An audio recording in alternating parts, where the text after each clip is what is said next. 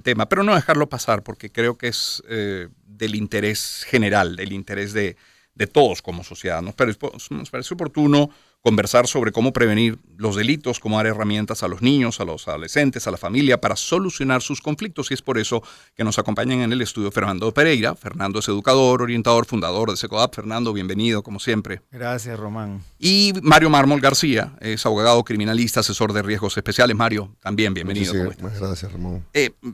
Fernando, comenzaría contigo. ¿Cuáles son los principales conflictos que se presentan en la escuela, en el colegio, en los liceos?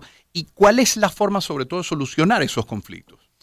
Bueno, hay una diversidad, por supuesto, los contextos varían mucho, Román, pero evidentemente la violencia verbal, física, psicológica, el acoso escolar, Ujú. el acoso virtual, hoy en día está generando muchas de las fricciones que afectan la convivencia escolar.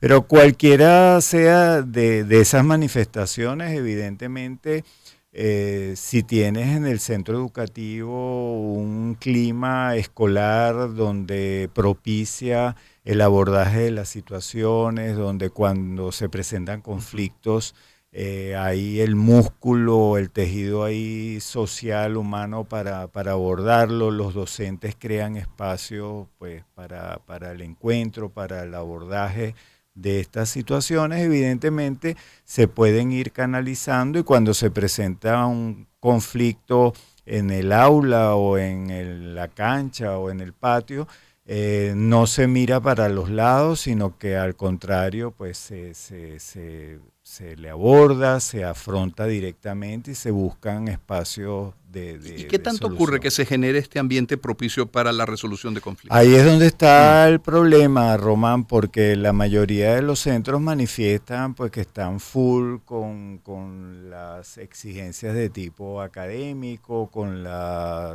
presiones propias de cumplir el programa y se descuida y pasa a un segundo plano ese otro tipo de espacios y de momentos, ¿no? Entonces, el reto fundamental es que tú puedas tener la capacidad de observar lo que está pasando, hablar de lo que está sucediendo. De no ser así, evidentemente se multiplican las posibilidades de que los factores de riesgo claro. imperantes en las propias comunidades, en el entorno, nos lleven a caso, bueno, en este particularmente nos puede llamar la atención un niño de 10 años, ¿no? O sea, Mm, no estamos hablando ni siquiera de un sí. adolescente mayor que lo que tiene que hacer es ponernos a todos en alerta y saber que las familias, los docentes, las comunidades educativas y los propios estudiantes Claro. tenemos que estar involucrados y trabajando conjuntamente para evitar cualquier conflicto que pueda generar un daño mayor en un centro. Claro, es la voz de Fernando Pereira de SECODAM, nos acompaña Mario Mármol García. Mario, uno piensa en delito y piensa en adulto. Correcto. Sin embargo, no. Puede cometer un delito un joven, un menor, incluso un niño. ¿Qué leyes, qué marcos legales regulan a los niños, adolescentes a la hora de cometer un Bueno, delito? perdón, ciertamente la norma regula el comportamiento sobre todo de los adolescentes en el sistema penal. Es decir, el adolescente hace responsable penalmente después de los 14 años. En inicio la ley contemplaba desde los 12. Esto sufrió una reforma y a posterior de esa reforma, después de los 14 años, es que realmente el adolescente tiene responsabilidad penal, correcto. Y va a responder penalmente con sus leyes especiales y su tratamiento o su proceso penal especial, sus jueces especiales, fiscales especiales, sus órganos de investigación especiales, pero ciertamente va a tener una responsabilidad penal, sobre todo en aquellos delitos que son muy graves, ¿ok? Pero con penas y medidas especiales, ¿correcto? Menos de los 14 años se va a poner a la orden del Consejo de Protección. El Consejo de Protección debería dictar una medida de protección en favor de este niño o este adolescente menor Ujú. de 14 años. Recordemos que a partir de los 12 años ya se considera adolescente, pero ciertamente no va a tener una responsabilidad penal como tal. Cuando un niño, un adolescente está vinculado a un hecho delictivo, generalmente ocurre fuera del colegio, en el colegio, Mario. Hechos como este lamentablemente han sucedido ya en Venezuela, sucedió en Monagas, creo que sucedió en Bolívar, también en liceos públicos.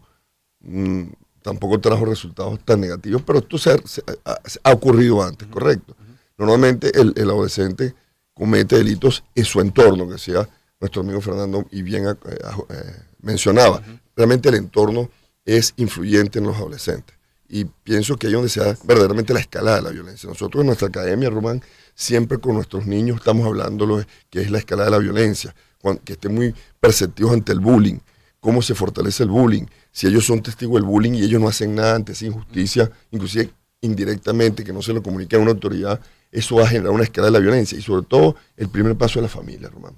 La familia es el termómetro, es el warning, es la vara donde se mide este tipo de problemas. Si la familia hace como el avestruz y ante estos problemas sumerge la cabeza en la tierra, la escala de la violencia se va a dar. Siempre enseñamos en nuestra academia que ante el lenguaje, análisis del lenguaje no verbal, lenguaje corporal, es donde está la violencia, que huyan de esa violencia a un sitio y que ahí mismo busquen la autoridad. En el caso de los liceos públicos, a su profesor guía, a su coordinador.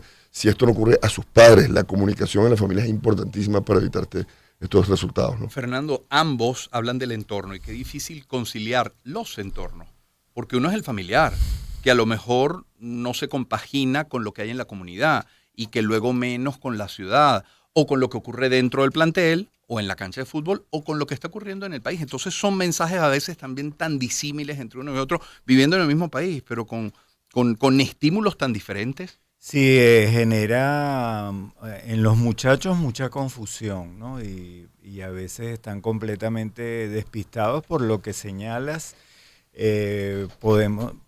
Con frecuencia nos encontramos muchachos completamente solos, Román, aún teniendo familias, pero que pues están completamente emancipados, tienen que tomar las decisiones de lo que les ocurre a diario, y si tienen un conflicto, como en los casos de bullying que señalaba Mario, pues los muchachos tienen que ver cómo resuelven por sí mismos, saber que papá no va a representar ningún apoyo, o al contrario, si papá te dice algo, puede ser que generes violencia, que veas a ver cómo te defiendes, que seas un hombrecito, ¿no? Entonces todavía ese tipo de narrativas que escuchamos, lejos de ayudar a no echarle leña al fuego, introducir la violencia como un mecanismo reconocido desde la familia como el válido y el legítimo para resolver los conflictos. Y el ejemplo, Román, en el modelaje que desde la casa podamos dar va a ser determinante. Probablemente no conocemos este caso específico, las razones que llevan a este niño a proceder de la forma que lo hizo. Habría que evidentemente, y nos imaginamos que el Consejo de Protección está abrió ya un procedimiento, está indagando, investigando con la familia, con el entorno del niño, con el propio niño, en la escuela, lo que ha ocurrido. Pero si nosotros desde la casa le enseñamos que cuando tenemos un problema con el vecino o con cualquier persona en la calle, papá o mamá, la forma de reaccionar de nosotros es buscando cualquier implemento para defendernos o reaccionar de manera violenta, va a ser muy difícil que nuestro hijo entienda que hay mecanismos alternos o que pacíficamente uno puede buscar, no. O sea, sencillamente nuestro hijo, nuestra hija va a entender que ante cualquier amenaza o cualquier persona que represente un peligro para ti, pues tú vas a defenderte de la manera en que también tu familia te demuestra que se hace, ¿no? Mario, uno podría inferir, podría suponer que aquí en este caso, partiendo de este caso, habrá habido como una especie de escalada. A lo mejor primero se pasó por una agresión verbal, de la agresión verbal quizás se pasó una agresión física, hasta que busco una herramienta como para defenderme. Seguramente habrá pasado mucho tiempo y nadie intervino. Seguro, es lo que mencionaba Fernando. La escalada de la violencia no siempre comienza desde el punto de vista físico. Inclusive, como decía Fernando, psicológicamente empieza ya en un tipo de violencia. Empieza ese factor psicológico, después empieza el tema verbal, capaz que un acercamiento físico y qué opera en la mente del individuo, sobre todo a esa edad, que no tienes todavía una madurez. La madurez creo que se alcanza a los 21 años, sobre todo en los varones, ¿no? Pero ¿qué ocurre en la mente de ese niño, de ese adolescente? Bueno, tengo que buscar, como decía Fernando, algún artefacto para hacerme respetar, algún artefacto para que no se sigan burlando de mí, para que no me sigan ofendiendo, humillando. Y lamentablemente, si tú perteneces a la cultura de la violencia, que sabemos que en Venezuela opera bien, la cultura de la violencia en el seno familiar, en nuestro entorno inmediato, tú vas a recurrir a eso. ¿Entiendes? Hay que rescatar el principio de autoridad, Fernando. El principio de autoridad que sea conquistable, no la autoridad impuesta. Ojo con eso, ¿no? Sino esa autoridad amiga que te tiende la mano amiga, que te conquista, que te pone la mano a la espalda y dice, mira, ante cualquier situación estoy yo, no solo de los padres. Vuelvo y repito, nosotros tenemos una academia de artes marciales y nosotros como profesores de disciplinas marciales siempre hablamos con nuestros alumnos a temprana edad de esto y le pedimos que hablen con sus profesores ante una situación como esta, con sus padres, incluso con nosotros. ¿Cuántos llegan a la academia para defenderse? Más que para defenderse, para salir también es bullying, muchísimo. Fíjate qué curioso, excelente pregunta, Román. Tú no sabes cuántos padres me dicen a mí, Sensei, por favor, que lo traje porque mi hijo tiene un problema de bullying. Y puede que sea una solución, porque evidentemente el jiu-jitsu, que es la disciplina que nosotros hacemos, te da seguridad personal, te cambia inclusive la postura y el bullying obedece a ciertas variables. ¿Cómo actúa? Me intimida. Claro, el lenguaje corporal transmite seguridad y la mayoría de los que hacen bullying buscan a esa presa fácil, entre comillas, digámoslo así. Pero muchos buscan en el jiu-jitsu, en las disciplinas marciales, una solución a ese tema de bullying, una solución para salir de la violencia. Y realmente ha sido efectivo. Pero más allá de eso es el principio de la autoridad, el principio de la comunicación con tus padres. Muchos padres no les gustan. Ojo, siempre queremos atender el bullying desde el que recibe el bullying. Y eso creo que es un error. Tenemos que atender el bullying del que lo hace también, del activo, del accionante, ¿correcto? Y a los padres a veces no les gusta recibir esa información. Mire, que lo diga su hijo, Fernando. Claro, que lo diga Fernando, tiene una autoridad en eso. ¿Quiénes se terminan reuniendo cuando hay un episodio de bullying en una escuela, en un colegio, en un liceo, Fernando? Los padres de las víctimas. Sí. Rara vez está el padre del agresor o del acosador, ¿no? Así es. Quienes responden a las llamadas para una actividad formativa porque se están presentando problemas o la reunión para abordar un caso específico. Lamentablemente, de 10 casos, siempre 9 son víctimas. Los papás que están sufriendo con sus hijos, con sus hijas, los episodios de bullying. Y mucho menos el caso de quienes lamentablemente puedan estar involucrados como acosadores, claro. ¿No? Y a veces encuentran el papá primero negación y luego defensa, cerrar filas con mi hijo. Así es. Y también, bueno, el que es testigo también se hace presente, algún padre o madre que es como más empático a lo que puede estar ocurriendo, claro. Algún compañero o compañerita del hijo también. Debemos señalar que en menor cantidad, pero también están allí como diciendo, bueno, ¿cómo puedo apoyar y qué puedo hacer?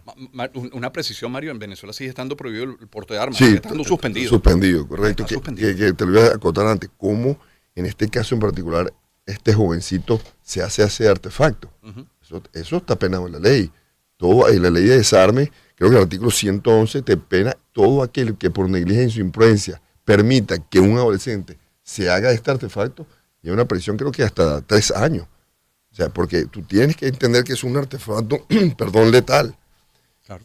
Como una persona se hace de ese artefacto. Tú tienes que tener un buen resguardo de eso. Pero es la cultura. En el par de minutos que nos quedan, Mario y Fernando, Mario Mármol García y Fernando Pereira, ¿qué se puede hacer desde el Estado a través de el Ministerio de Educación, de sus instituciones? ¿Qué se puede hacer desde el Estado para reforzar el papel de la familia, de la sociedad? Román, creo que en los centros educativos enfatizar en todas las políticas, los planes que tienen que ver con la promoción de la convivencia escolar, o sea, desde el Ministerio de Educación se han impulsado, pero yo diría que muy tímidamente algunas propuestas de organización estudiantil que han denominado patrullas de paz y convivencia escolar, pero que en el fondo lo que buscan es involucrar a los propios estudiantes en la observación, en la detención temprana, la prevención, involucrarse desde los momentos iniciales y no solamente ya cuando los problemas ya se han manifestado letalmente, ¿no? Y bueno, a los padres, a las familias deberíamos estar pues públicamente dando mensajes y exhortando a que la comunicación con tu hijo, con tu hija debe ser permanente, saber cómo les está yendo en la escuela, lo que están llevando, o sea, compartir con ellos. No puede ser un hecho pues que tu hijo o tu hija pueda estar no solamente artefactos como los que hemos mencionado en la ley, porque hay niños que utilizan cualquier objeto contundente que también puede hacer daño y que pues que hace nuestro hijo llevando a la escuela un bate de béisbol, que no tiene actividad deportiva o cualquier otro objeto que cualquier persona sabe que puede ser utilizado para intimidar, para disuadir.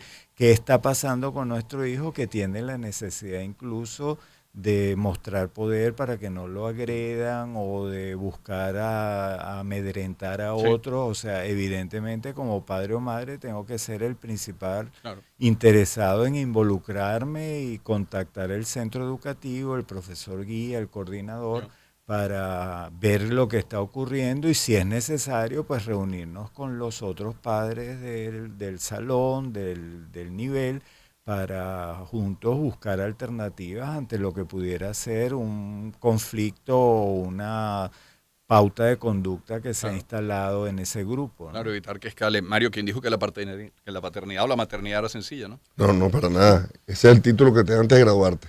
No es fácil, pero poniendo unos punticos sobre la mesa, vamos, yo diría apoyar a los especialistas de esta área, apoyar cómo está la logística en los consejos comunales, cómo está en los consejos de protección, también los consejos comunales que hacen esta función, porque los consejos comunales tienen función en parte del OMNA. ¿Cómo está la logística? ¿Se está formando actualmente especialistas en estas áreas? La respuesta es... No lo sabemos, Fernando dice, pero sería interesante ver eso, formar más especialistas, inclusive en las unidades de investigación, en el Ministerio Público, en el CICPC, en las policías de investigación penal, que tienen que trabajar con niños y adolescentes. Se está formando verdaderos especialistas en esto. ¿Cómo está este proceso? Se están dando charlas, oratorios, conversatorios, abordar el tema del bullying. Yo creo que por ahí iría mi opinión para fortalecer de verdad un sistema regulatorio en materia del OMNA, ¿no? Mario, Fernando, agradecidos por este tiempo y por su visita al estudio. Gracias, Román. Fernando Pereira es educador, es orientador, es fundador de Secodap, @Secodap, y Mario Mármol García es abogado, criminalista, asesor de riesgos especiales. Son las 8 en punto de la mañana, pausa y volvemos enseguida con más.